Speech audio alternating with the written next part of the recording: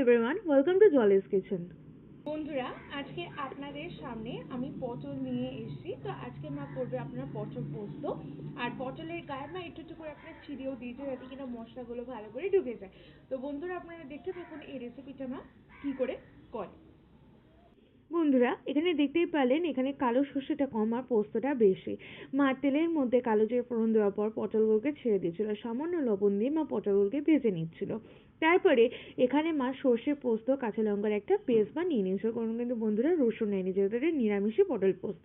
তারপর পরিমাণ মতন মা এখানে হলুদ আর চিনিটাকে দিয়ে দিয়েছিল, তারপরে কিন্তু সর্ষে পোস্ত কাঁচা লঙ্কার পেস্টটাকে দিয়ে দিয়েছিল। আর তার আগে মা একটু সর্ষের তেল এই পটল ভাজারই তুলে রেখে দিয়েছিল যাতে কিনা পরে দেবে। এতে পাচ্ছিলেন যখন গ্রেভিটা ফুটছিল ঠিক তার নামানোর আগেই মা সর্ষের তেলটা বন্ধুরা দিয়ে দিয়েছিল। আপনারাও ঠিক বাড়িতে এরকম আমাদের পটলের সর্ষে পোস্ত একদমই রেডি। ভিডিওটা ভালো লাগলে লাইক এন্ড সাবস্ক্রাইব করে দেবেন।